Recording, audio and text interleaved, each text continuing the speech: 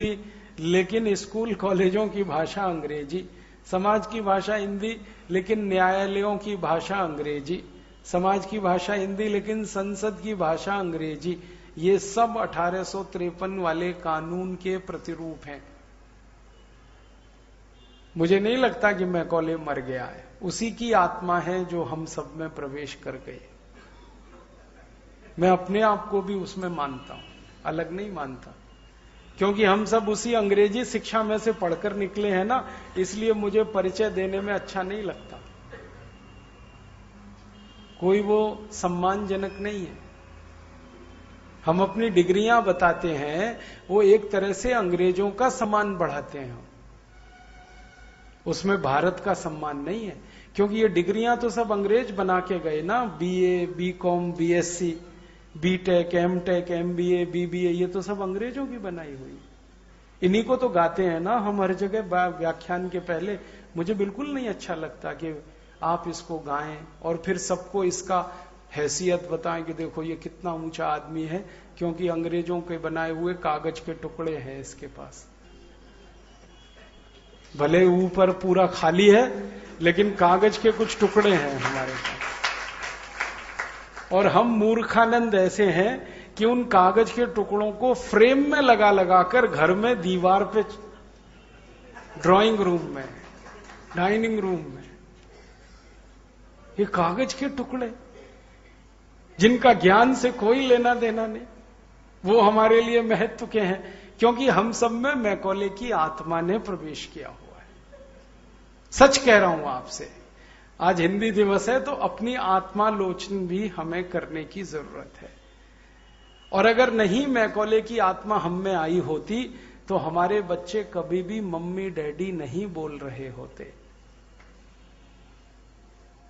ना कभी mummy papa बोल रहे होते। ना मम्मी का अर्थ मालूम है ना डैडी का अर्थ मालूम, बोल रहे हैं बस। मम्मी का अर्थ होता है मरा हुआ, जिसमें से जान निकल जाए वो मम्मी होती है। और हम अपनी जीती जागती मां को मम्मी मम्मी बोल के मार डालने की तैयारी, हमें मैकॉले ने प्रवेश कर रखा। डैडी माने होता है मरे हुए जैसा, अंग्रेजी शब्द है डैड माने मरा हुआ, डैडी मरे हुए जैसा। तो डैडी बोल रहे हैं, मम्मी बोल रहे हैं, आंटी बोल रहे हैं, अंकल बोल रहे हैं, जिसका कोई मतलब नहीं है। कोई नहीं बता सकता कि आंटी का मतलब चाची है कि ताई है कि बुआ है कि फूफी है कि मामी है कि मौसी है, या ये सब है। कोई नहीं बता सकता, लेकिन हमारे बच्चे बोल रहे हैं आंटी, अंकल। कोई नहीं बता सकता कि वो चाचा है कि ताऊ है कि मामा है कि फूफा है कि मौसा है, या मौसा का मौसा है, मामा का मामा है। कोई नहीं बता सकता, लेकिन हमारे बच्चे बोल रहे हैं अंकल आंटी, क्योंकि मैकॉले ने प्रवेश कर रखा है हमारे अंदर। और ऐसे ऐसे विचित्र अनुभव आते हैं मुझे। मैं किसी के घर में जाता हूं तो क्या दिखाई देता है, पिताजी का नाम रामदयाल, माताजी गायत्री देवी, बेटे का नाम टिंकू। ये मैकॉले की औलाद कहां से आ गया? रामदयाल और गायत्री देवी का टिंकू कहां से पैदा हुआ, ये समझ में नहीं आता।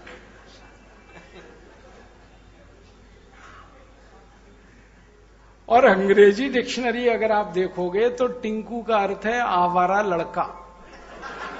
सच में अंग्रेजी डिक्शनरी में टिंकू का मतलब है आवारा लड़का, जो बाप की ना सुने, मां की ना सुने, घर के बाहर रहे, वो टिंकू है। अब यहां रामदयाल और गायत्री देवी का आज्ञाकारी बेटा टिंकू हो गया। मैकॉले जिंदाबाद। ये है मैकॉले की आत्मा। हमारे घरों के बाहर नाम लिखे हुए हैं, क्या विचित्र विचित्र नाम है। ऐसे ऐसे नाम जो कभी हम सपने में न सोच सके। ये तो हुआ यही कि 64 साल में हम हिंदी से विमुख हुए, या हम हीन भावना में डूब गए।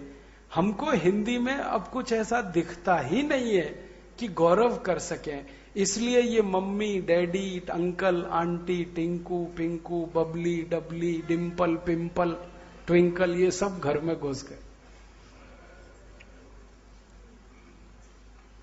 भले अर्थ नहीं मालूम ट्विंकल का क्या मतलब है, लेकिन घर की बेटी का नाम है ट्विंकल खन्ना। मैंने पूछा एक बार उनसे कि आपके नाम का मतलब मालूम है आपको, कि नहीं मालूम। अम्मा ने रख दिया, पिताजी ने रख दिया, तो हो गया ट्विंकल खन्ना। डिम्पल किसी का, पिंपल किसी का, कुछ कुछ विचित्र विचित्र से नाम। डब्लू, बबलू, डॉली। डब्लू एक अंग्रेजी शब्द है, अक्षर है डब्लू, उसका नाम से क्या लेना देना। डब्लू जो है ना प्रॉपर नाउन नहीं हो सकता कभी भी, लेकिन हम विचित्र लोग डब्लू डब्लू बोल रहे। तो मुश्किल हमारे साथ क्या हुई, मुझे जो दुख है, अंग्रेजों ने हमारे साथ षड्यंत्र किया। अंग्रेजों के जाने के बाद हमारे ही अपने नेता जो अंग्रेजों के भगत थे, उन्होंने हमको धोखा दिया। लेकिन हमने भी अपने आप को बहुत धोखा दिया। हमने इतना धोखा दिया कि उन्होंने जो कुछ कह दिया उसको हमने कभी जांचा नहीं, परखा नहीं, देखा नहीं कि ये सच कह रहे हैं या झूठ कह रहे हैं। इन्होंने कह दिया जी हिंदी में विज्ञान नहीं पढ़ाया जा सकता, हमने मान लिया। उन्होंने कह दिया जी हिंदी में शब्द बहुत कम है, हमने मान लिया। उन्होंने कह दिया जी हिंदी तो मूर्खों की भाषा, गंवारों की, हमने मान लिया। अब ये जो हम किसी के कहने पर मानते चले गए और उसको जांच नहीं की, इससे बड़ी मूर्खता कुछ नहीं होती। बाहर वाला कोई आके कुछ कह दे और हम उसकी जांच परख ना करें, उस कहे हुए को ही सत्य मान लें, तो ये डूब जाने के बराबर होता है। हम 64 साल में ऐसे ही डूब गए।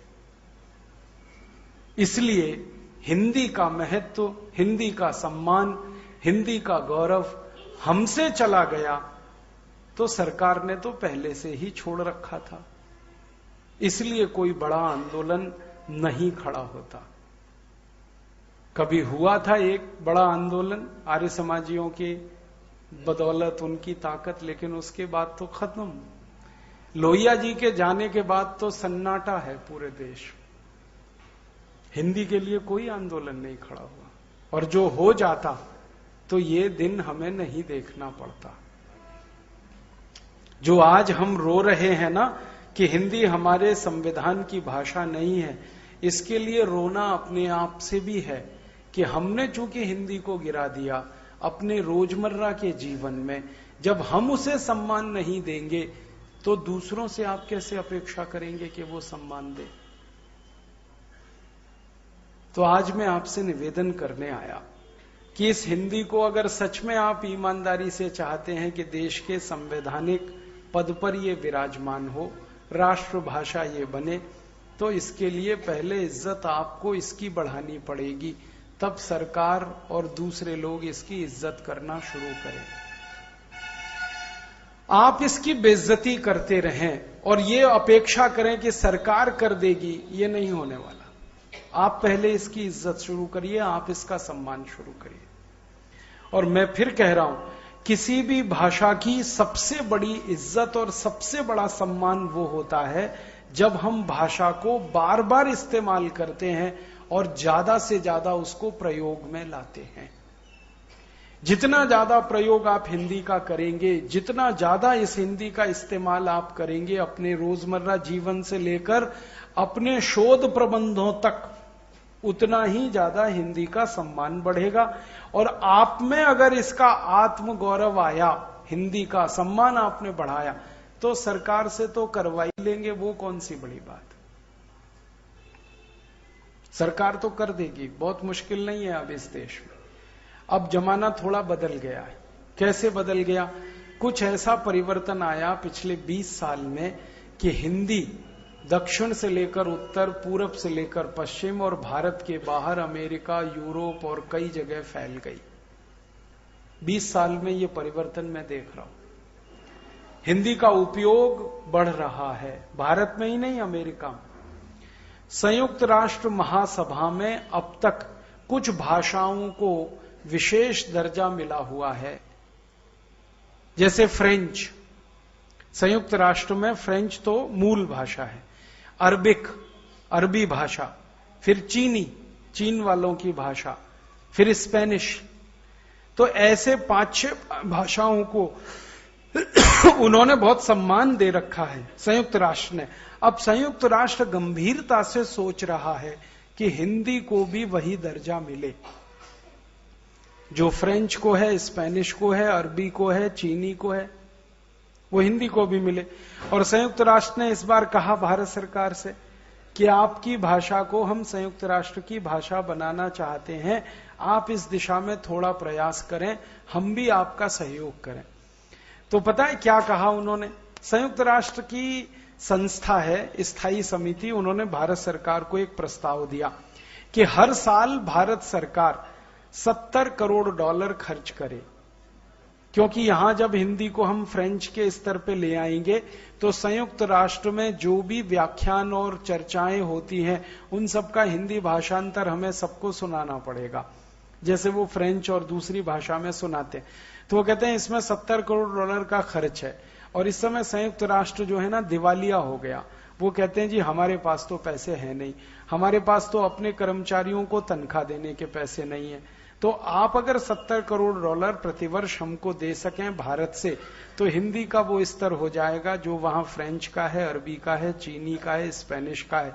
माने हिंदी की हैसियत संयुक्त राष्ट्र की भाषा वाली हो जाएगी। संयुक्त राष्ट्र इसको सैद्धांतिक रूप से मान चुका है, बस भारत सरकार देरी कर रही है। भारत सरकार अभी तक ये तय नहीं कर पाई है कि ये $70 करोड़ दिए जाएं कि न दिए जाएं। भारत सरकार का माने भारत के अधिकारी, ये उसमें अड़ंगे लगा रहे हैं, कह रहे हैं जी फालतू खर्चा है, इससे कोई फायदा नहीं होने वाला है, ये अधिकारी अपनी जेब में जो डाल रहे हैं वो सब अच्छा खर्चा है, और हिंदी के लिए $70 करोड़ खर्च हो तो ये फालतू हो गया। तो ऐसे जिन अधिकारियों ने अड़ंगे लगा रखे हैं उनको हमने चिन्हित कर लिया है, और उन पर हम इतना दबाव डाल रहे हैं कि वो 2-4 महीने में अपने इस दुराग्रह को छोड़ ही देंगे और $70 करोड़ तो निकल ही आएगा। क्योंकि $70 करोड़ कोई बहुत बड़ी रकम थोड़ी है। भारत के देश में जहां 11.5 लाख करोड़ का बजट हो, वहां 400-425 करोड़ रुपए बैठता है। $70 करोड़ कौन सी बड़ी रकम? 350 करोड़ बैठता है। तो 350 करोड़ रुपए कोई बहुत बड़ी रकम नहीं है। अगर हम हर साल ये खर्च करें तो संयुक्त राष्ट्र कहता है कि आपकी भाषा को हम वो दर्जा दे देंगे जो चीनी को है, अरबी को है या फ्रेंच को है, तो सारी दुनिया में हिंदी की इज्जत बढ़ेगी। और एक बार वहां हो गया संयुक्त राष्ट्र में तो भारत में हो जाएगा, क्योंकि हम तो मैकॉले पलट है ना। हम तो तब किसी का सम्मान करते हैं जब वो विलायत से आ जाता है। हाँ, योग जब विलायत से योगा होके आया तब हमने जो है ना सम्मान करना शुरू किया। ऐसे थोड़ी करते योग का सम्मान। तो हिंदी पहले संयुक्त राष्ट्र में स्थापित होगी, तब भारत सरकार मानेगी इसको कि अब तो संयुक्त राष्ट्र में हो ही गई है, तो शर्म से डूब मरना, तो इसलिए हिंदी को फिर भारत में वो स्थापित करेंगे।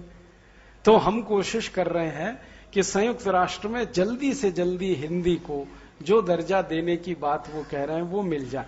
संयुक्त राष्ट्र के कुछ लोगों से हमारी चर्चा हो रही पिछले कुछ 6-8 महीने से, तो उनसे मैंने पूछा कि आखिर आपको हिंदी में क्या विशेषता दिख रही है जो आप ये चाहते हैं कि संयुक्त राष्ट्र की भाषा हो। तो उन्होंने कहा, अरे हिंदी में तो उतना ही दम है जितना चीनी भाषा में। वो कहते हैं हिंदी में उससे ज्यादा दम है जितना फ्रेंच में। वो कहते हैं हिंदी में तो और भाषाओं से ज्यादा दम है। वो कहते हैं फ्रेंच तो इतनी बोली और पढ़ी नहीं जाती पूरी दुनिया में, उससे ज्यादा तो हिंदी बोली और पढ़ी जाती।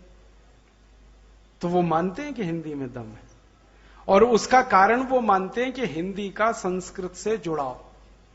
वो कहते हैं ये जो संस्कृत से आपका जुड़ाव है ये आपकी ताकत है। तो संयुक्त राष्ट्र ने अब ये मान लिया और दुनिया भी धीरे धीरे मान रही है। आपको मालूम है दुनिया में कई ऐसे बड़े टेलीविजन चलाने वाली कंपनियां हैं जिन्होंने अपने विशेष हिंदी चैनल शुरू किए पिछले 20 साल। एक तो सबसे बड़ा उदाहरण दूं, चीन जो भारत का धुर विरोधी है, उसने हिंदी रेडियो शुरू किया, मालूम है आपको? और चीन का हिंदी रेडियो हमारे रेडियो से अच्छा और साफ सुनाई देता है पूरी दुनिया में, सुन के देख लो। कारण जानते हैं? क्योंकि चीन की सरकार कहती है कि 100 करोड़ से ज्यादा हिंदी भाषी हैं दुनिया में, इसलिए उनका रेडियो दिन दूना रात चौगुना बढ़ रहा है, उसकी लोकप्रियता बढ़ रही है। दुनिया की सबसे बड़ी ब्रिटिश ब्रॉडकास्टिंग कॉरपोरेशन संस्था अब तक हिंदी में समाचार देती थी दिन में 1 घंटे, माने पहले तो आधा घंटे आते थे, फिर 1 घंटे हुए, अब पूरा हिंदी का एक चैनल ही शुरू कर रहे हैं। वो थोड़े दिन में चालू होने जा रहा है, 24 घंटे।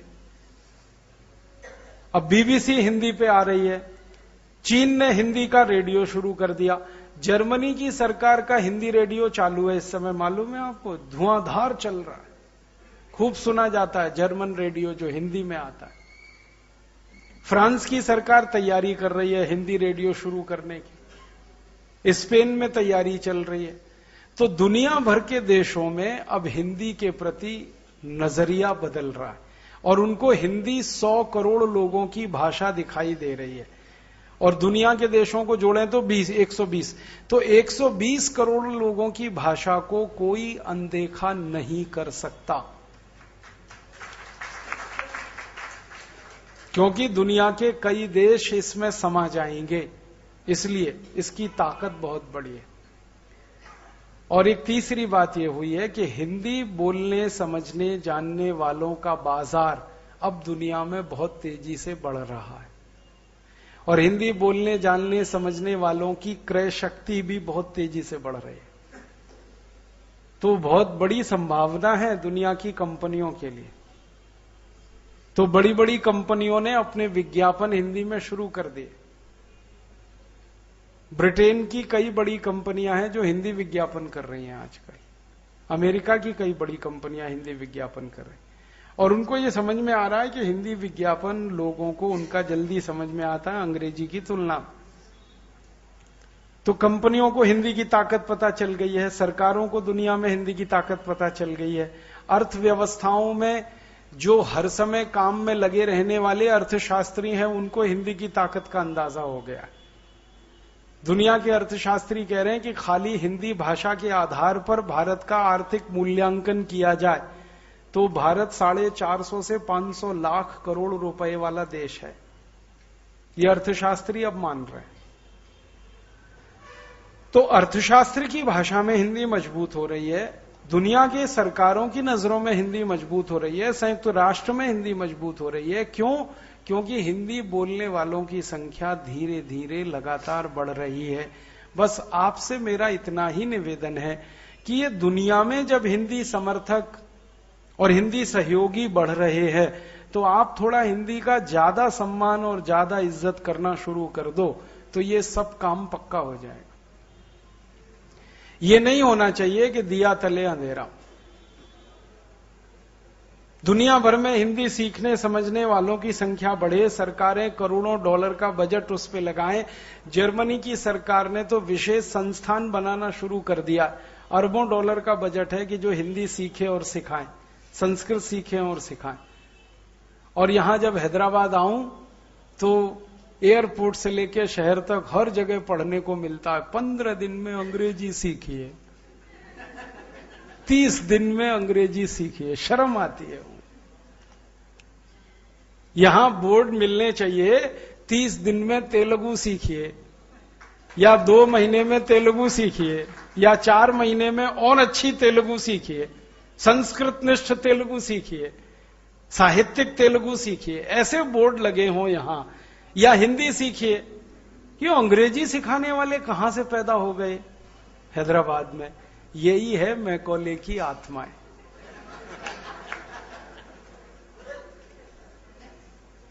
इन मैकॉले आत्माओं से पिंड छुड़ाओ अपना और इस समाज का।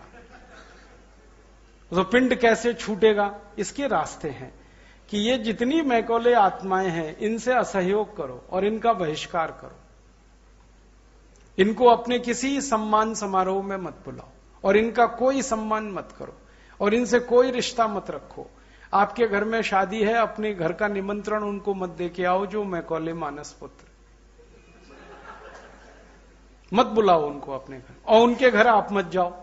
देखो कैसे सुधरते हैं ये सब अल्पमत में हो जाएंगे थोड़ी ही देर में, आप देख लेना। जैसे ही आपने इनसे रिश्ता तोड़ा और इनसे मुख मोड़ा, ये सब तो अल्पमत में आ जाएंगे।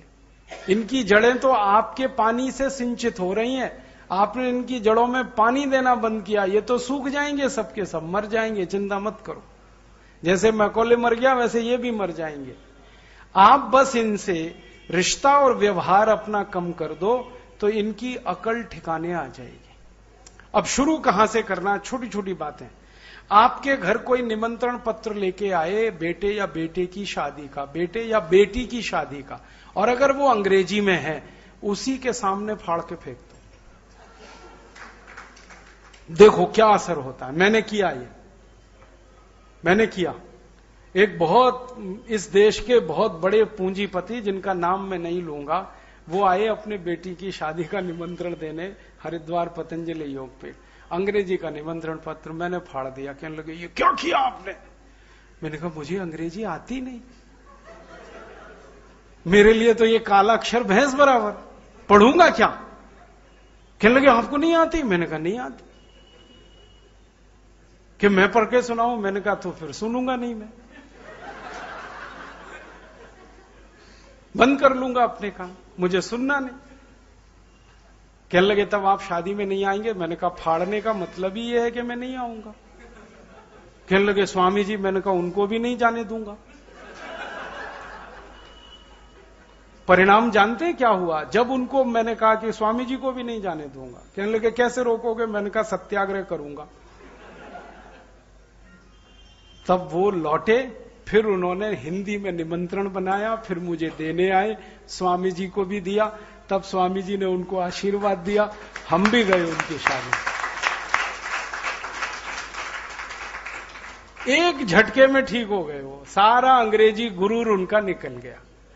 होता क्या है कि हम चूंकि विरोध नहीं करते, इसलिए सामने वाले को लगता है कि सब अच्छा है जो हम कर रहे हैं।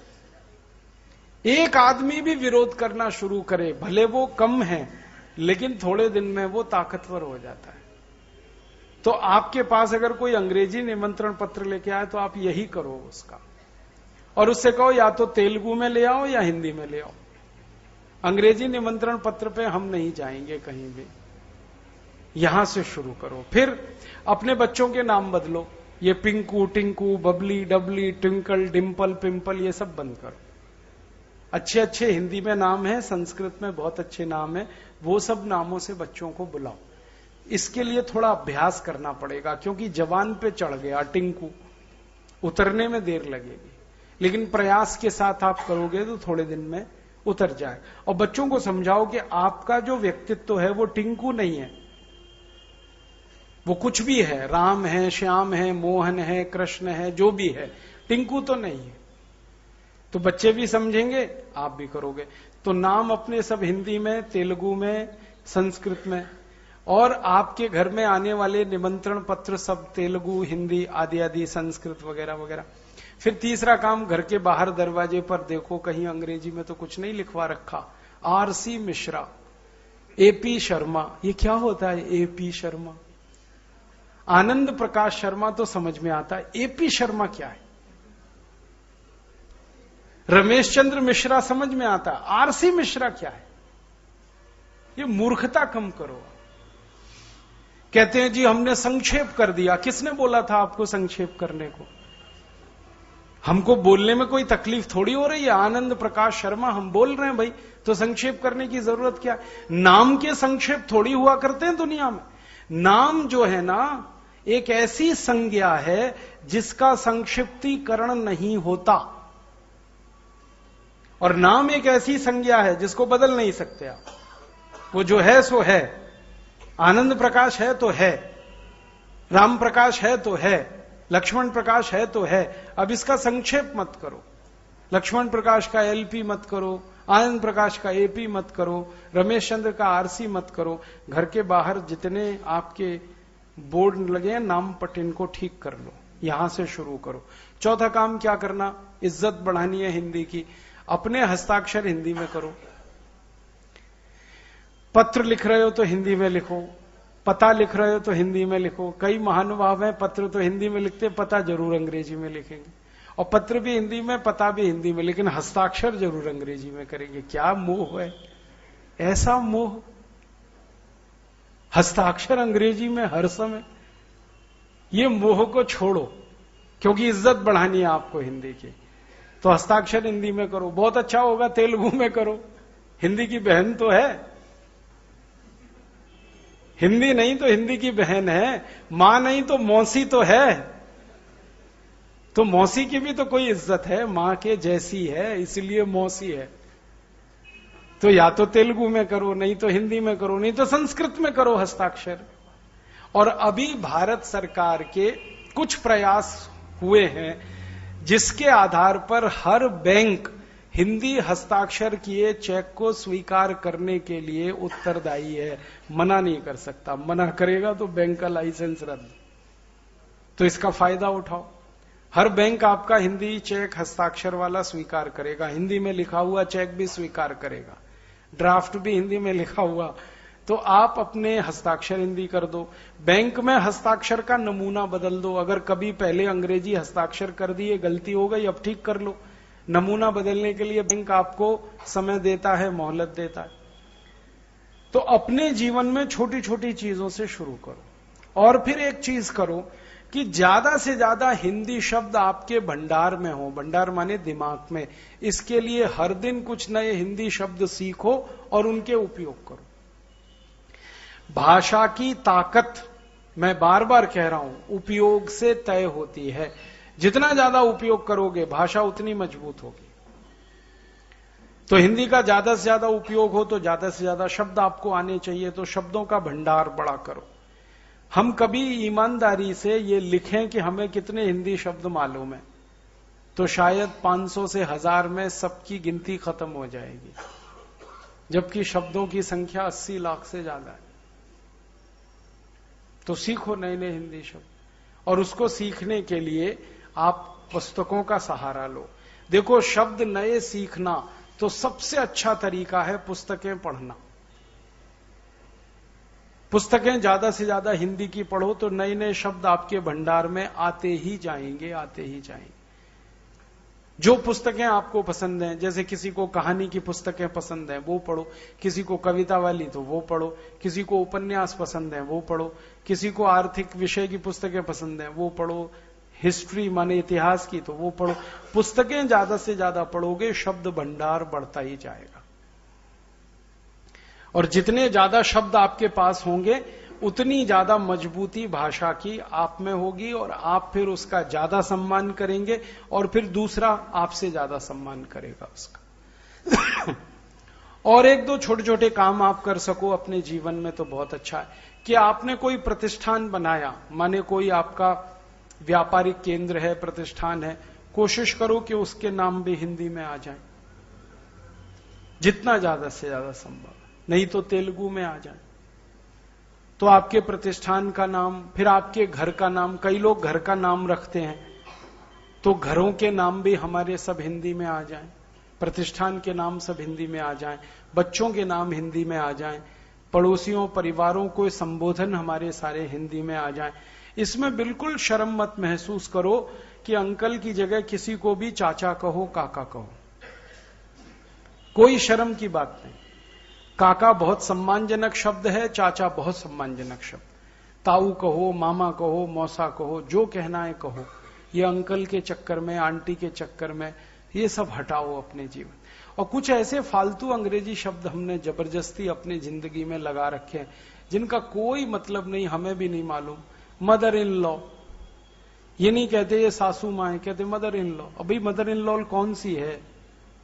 इधर वाली है, उधर वाली है, कौन सी है पता तो चले। फादर इन लॉ पता ही नहीं, इधर वाले उधर वाले। ब्रदर इन लॉ तो बड़ा घोटाला है, वो साला भी है जीजा भी है। हिंदी में साला जीजा दोनों विरोधी हैं। साला माने पत्नी का भाई, जीजा माने